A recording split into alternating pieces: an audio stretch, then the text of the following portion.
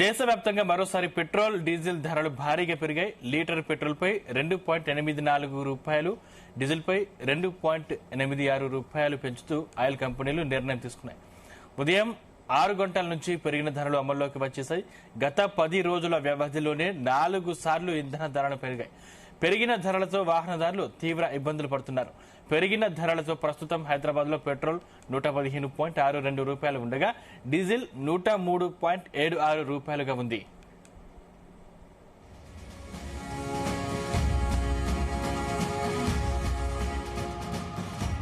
సంబంధించిన మరిన్ని డీటెయిల్స్ మా ప్రతినిధి యాకేష్ అందిస్తారు. Yakesh, good morning Sandeep. దేశవ్యాప్తంగా మరొకసారి పెట్రోల్ ధరలు భారీగా పెరిగాయి.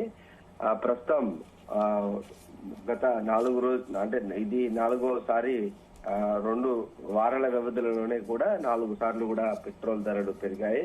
దీంతో లీటర్ పెట్రోల్ పై దాదాపు ₹2.84 పెరగక డీజిల్ పై ₹2.86 పెంచుతూ కూడా ఆయిల్ కంపెనీలు అయితే నిర్ణయం తీసుకున్నాయి.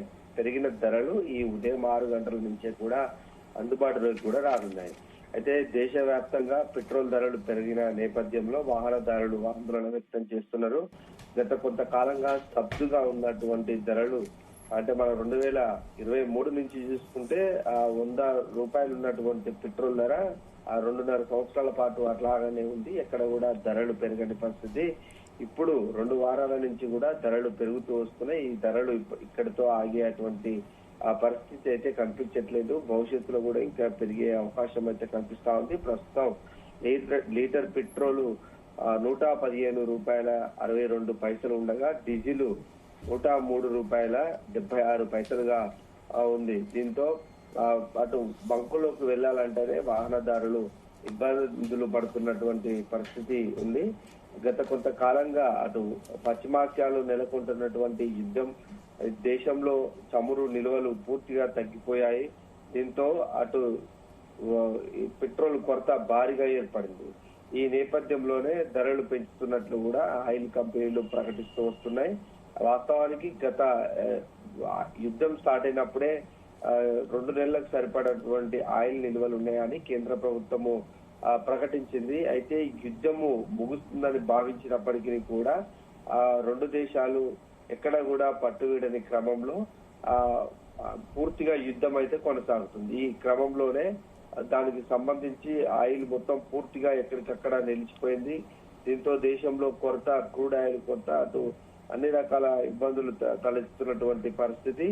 దీంతో ప్రస్తుతం తమ దగ్గర ఉన్నటువంటి ఆయిల్ నిల్వలన్నీ కూడా అయిపోయాయి. మళ్ళీ ఇప్పుడు రవాణా చేయించుకునేటువంటి క్రమంలో భారీగా కూడా వాటిని కొనుగోలు చేయాల్సినటువంటి అవసరం ఉంటుంది. ప్రస్తుతం అందుకనే ఈ ధరలు పెంచుతున్నట్లు ఆయిల్ కంపెనీలు చెప్తా ఉన్నాయి. అయితే కేంద్ర ప్రభుత్వము చాలా రోజుల పాటు వీటిని ఆధీనంలో ఉంచుకున్నప్పటికీ అటు ఆయిల్ కంపెనీలు నష్టాలు వస్తున్నాయని కేంద్రానికి చాలా సార్లు విజ్ఞప్తి చేసింది. అయినా కూడా ధరలు పెరగకుండా కొంత నియంత్రణ అయితే చేపట్టింది. అయితే ఆయిల్ కంపెనీలు మాత్రం భారీగా నష్టపోతున్నాము, రోజుకు కోట్లాది రూపాయల నష్టం ఆయిల్ కంపెనీలకు వస్తుందని వారంతా కూడా ప్రభుత్వానికి విజ్ఞప్తి చేసినటువంటి నేపథ్యంలో ధరల పెంపుదలకు కూడా కేంద్రం అనుమతించింది. ఆ క్రమంలోనే ఆయిల్ కంపెనీలు 2 వారాల వ్యవధిలోనే దాదాపు 4 సార్లు కూడా ధరలు పెంచాయి. మొదటిసారి ₹3 పైగా కూడా ధర పెంచింది. తర్వాతకి 80 పైసలు, తర్వాతకి మరొకసారి 90 పైసలు ధరలు పెంచింది. ఇవాళ 4వసారి భారీగా కూడా లీటర్ పెట్రోల్ కు దాదాపు ₹3, అటు డీజిల్ కూడా దాదాపుగా ₹3 పెంచినటువంటి నేపథ్యంలో ఒక్కసారిగా భారం పెరిగిందని చెప్పుకోవచ్చు. ఇది భవిష్యత్తులో కూడా ఇంకా ధరలు పెరగడానికి అవకాశాలు అయితే పుష్కలంగా కనిపిస్తున్నాయి. ఆయిల్ కంపెనీలు తెలివిగా పైసల రూపంలో అటు ₹2, ₹3 వ్యవధిలో పెంచుతున్నటువంటి పరిస్థితి. ఒక్కసారి ₹10, ₹25 ధరలు పెంచితే వాహనదారుల నుంచి వ్యతిరేకత వస్తుంది, ప్రజల నుంచి దేశంలో వ్యతిరేకత వస్తుందన్న ఉద్దేశంతో తెలివిగా ₹2, ₹3 రూపంలో లీటర్ కు పెంచుకుంటూ పోతుంది. ఇది ప్రస్తుతం అయితే ఇక్కడతో ఆగేటువంటి పరిస్థితి కనిపించట్లేదు. ఇంకా కూడా ధరల భారం పెరిగే అవకాశం అయితే చాలా స్పష్టంగా ఉంది. ఇక పెరిగిన ధరల భారంతో అయితే అనేక రంగాల మీద కూడా ఇది ప్రభావం చూపుతుంది. ఇప్పటికే సరుకు రవాణా చేసుకునేటువంటి ట్రక్కులు భారీగా కూడా వాటికి ధరలను పెంచాయి. దీంతో నిత్యావసర సరుకుల ధరలు కూడా భారీగా పెరుగుతున్నాయి. ప్రస్తుతం అటు ఆయిల్ కానీ ఇంట్లో వాడుకునేటువంటి పప్పు దినుసులు, ఇంట్లో వాడుకున్నటువంటి ప్రతి ఒక్క నిత్యావసర సరుకు కూడా ఇప్పటికే అయితే ధరలు పెరిగిపోయాయి.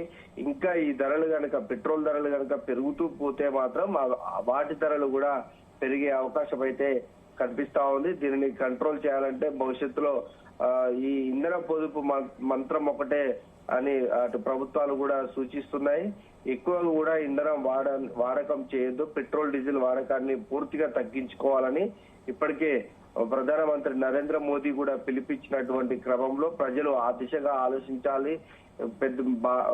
అటు దూర ప్రాంతాలకు వెళ్తే తప్ప దగ్గర వెళ్ళేటువంటి వారు మాత్రం కొంత ప్రత్యామ్నాయ మార్గాలు వెతుక్కోవాలి. తమ సొంత వాహనాలను పక్కన పెట్టి అటు ట్రైన్స్ గాని ఆర్టీసీ బస్సులు గాని వాడుకోవాలనేది ప్రభుత్వాలు కూడా సూచిస్తున్నాయి. ఇక హైదరాబాద్ మెట్రో నగరంలో అయితే భారీగా ట్రాఫిక్ జామ్ అవుతుంది కనుక తమ సొంత వాహనాలను ఇంటికే పరిమితం చేసి మెట్రో రైలు గాని ఆర్టీసీ బస్సులు గాని వాడకం చేస్తే కొంత పెట్రోల్ డీజిల్ అనేది పొదుపు ఉంటుందని చెప్తా ఉన్నారు. అందుకనే ఆ దిశగానే ప్రజలు కూడా ఆలోచించాలనేది ప్రభుత్వాల సూచనగా తెలుస్తా ఉంది. భవిష్యత్తులో మాత్రం ఈ పెట్రోల్ ధరలు భారీగా పెరిగితే మాత్రం అన్ని వర్గాల ప్రజల మీద పెను భారం పడి ఇప్పటికే చాలా ఆర్థికంగా చాలా భారం పడతా ఉంది. ఇంకా ఇప్పట్లో యుద్ధం ఆగేలా కనిపించట్లేదు, భవిష్యత్తు కూడా యుద్ధంది అన్న సంకేతాలు వినిపిస్తా ఉన్నాయి. సో ఇంకా పెరిగే అవకాశాలే ఉన్నాయి. అంటే దీనికి సంబంధించి ఇప్పుడు సామాన్యులకు ఇది పెద్ద గుదిబండగా మారే అవకాశమే ఉంది. అంటే ఆల్టర్నేటివ్ ఏంటి, అసలు ప్రభుత్వం ఏం చెప్తా ఉంది? ప్రభుత్వం మాత్రం ఈ యుద్ధ పరిస్థితి మాత్రం ఎక్కడ పూర్తి స్థాయిలో ఒక ప్రకటన చేయట్లేదు. ఎప్పుడు యుద్ధం ఆగుతుందని కూడా అటు అమెరికా గాని ఇరాన్ గాని ఎక్కడ కూడా ప్రకటించిన సందర్భం ప్రధానంగా అక్కడి నుంచి వచ్చేటువంటి గల్ఫ్ దేశాల నుంచి వచ్చేటువంటి ఈ పెట్రోల్ డీజిల్ క్రూడ్ ఆయిల్ కు సంబంధించి పూర్తిగా ఎక్కడ కూడా ఇంకా పూర్తి రవాణా అయితే కొనసాగట్లేదు. దీంతో ఇప్పట్లో ఇది ఎప్పుడు పూర్తి అవుతుంది, ఇప్పట్లో దానికి సంబంధించి ఎక్కడ అనేది ఒక క్లారిటీ రాకపోయినటువంటి నేపథ్యంలో మన దగ్గర ఉన్నటువంటి ఈ నిల్వలన్నీ కూడా పూర్తిగా అయిపోతున్నాయి. ఇప్పుడు కొత్తగా కొనాలంటే మళ్ళా మనం ఎక్కువగా కూడా డబ్బులు చెల్లించి తీసుకోవాల్సినటువంటి పరిస్థితి ఉంది. అందుకనే ఈ ధరలు అయితే పెరుగుతున్నాయి. భవిష్యత్తులో కూడా ఈ ధరలు ఇంకా పెరిగే అవకాశం ఉన్నటువంటి క్రమంలో అసలు పెట్రోల్ డీజిల్ వాడకాన్ని పూర్తిగా తగ్గించాలి. తగ్గిస్తే అప్పుడు అనేది డిమాండ్ అనేది కొంత తగ్గుతుంది. దాని ద్వారా కొంత ధరలు కూడా తగ్గుముఖం పట్టే అవకాశం అనేది ఉంటుందనేది ప్రభుత్వం చెప్తా ఉంది. ప్రధానంగా ఈ వాడకాన్ని అంటే చిన్న చిన్న పనులకు వాహనాలు వేసుకొని వెళ్ళడానికి చాలా మంది ఇష్టపడతారు. ఇప్పుడు దాన్ని పూర్తిగా పక్కకు పెట్టి కాలినడకన వెళ్ళడమో లేదంటే చిన్నగా ఒక 2-3 కిలోమీటర్లు 5 కిలోమీటర్ల లోపు ఉంటేనో వాటిని సైకిల్ మీద ప్రయాణం చేసి వెళ్ళడమో, ఆఫీసులకు కూడా ప్రభుత్వ ఆఫీసులకు కానీ ప్రైవేట్ ఆఫీసులకు కూడా కానీ అంటే సిటీ లోపట్నే ఉంటే కనుక వాటికి కూడా వాహనాల మీద వెళ్లకుండా సైకిళ్ల మీద వెళ్తే అటు ఆరోగ్యం కానీ ఇటు ఇంధనం కూడా పొదుపు చేయొచ్చని ప్రభుత్వాలు కూడా సూచిస్తున్నాయి. జన సమూహం చాలా ఎక్కువగా ఉండి దాన్ని కనుక తమ సొంత వాహనాలు వాడితే అటు పొల్యూషన్ తో పాటు ఇటు ఇంధనం కూడా భారీగా ఖర్చు అవుతుంది కనుక ఆర్టీసీ బస్సులు ఉన్నాయి, లేకుంటే మెట్రో రైళ్లు ఉన్నాయి కనుక వాటి అన్నిటిని వాడుకుంటే కొంత ఇంధనం పొదుపు అవుతుందని ప్రభుత్వం కూడా ఆలోచన చేస్తా ఉంది. ఇప్పటికే ప్రజాప్రతినిధులు కూడా ఆ దిశగా అడుగులు వేస్తున్నారు. భారీ కాన్వాయ్లు వేసుకొని వాళ్ళు పర్యటనలు చేసేటువంటి పరిస్థితి లేదు. పూర్తిగా కూడా వారి కాన్వాయ్లను తగ్గించుకున్నారు. ఒక 5-6 వెహికల్స్ వాడే చోట మాత్రం 1-2 వాహనాలతోనే వెళ్తున్నారు. కొంతమంది ప్రజాప్రతినిధులు కూడా తమ పర్యటనలో భాగంగా సైకిల్ యాత్రలు చేపడుతున్నారు. పూర్తిగా కొంత ఇంధనాన్ని పొదుపు చేయాలని ఒక మెసేజ్ అయితే ప్రజలకు ఇస్తున్నటువంటి పరిస్థితి. ఇది ఇప్పుడు ఇప్పటి నుంచే కనుక పాటిస్తే భవిష్యత్తులో ఇది కొంత ప్రజలందరిలో కూడా చైతన్యం వచ్చి తమ సొంత పనులకు కూడా వాహనాలతో పని లేకుండా ముందుకు వెళ్లేటువంటి కార్యక్రమాన్ని అయితే చేస్తా ఉన్నారు. ఇంకా ఈ భవిష్యత్తులో కూడా ఈ ధరలు పెరుగుదల అనేక రంగాల మీద కూడా పడే అవకాశం ఉంది. ఇప్పటికే వ్యవసాయ పనులు స్టార్ట్ అవుతున్నాయి కనుక పెరిగినటువంటి డీజిల్ ధరలు వ్యవసాయ పనులకు కూడా ఇంకా 4 రోజులు అయితే పూర్తిగా పనులు స్టార్ట్ అయితే కనుక డీజిల్ తోటి భారీగా పనులు చేయాల్సుకున్నటువంటి అవసరం ఉంటుంది. ఎందుకంటే వ్యవసాయం అనేది ఇప్పుడు యాంత్రీకరణ అయిపోయింది. ఆ యాంత్రికలు ఆడాలంటే వాటికి డీజిల్ కావాల్సినటువంటి అవసరం ఉంటుంది. ఇప్పుడు పెట్టుబడులు పెరుగుతాయి, అటు యూరియా కొరత కూడా వచ్చే అవకాశం కనిపిస్తా ఉంది. ఎందుకంటే అది ఈ గల్ఫ్ దేశాల నుంచి కూడా యూరియా ఎరువులను సరఫరా చేసుకునేటువంటి పరిస్థితి ఉంటుంది కనుక ఆ పెరిగిన ధరలు వాటి మీద కూడా పడే అవకాశం అయితే కనిపిస్తుంది. Thank you Yakesh.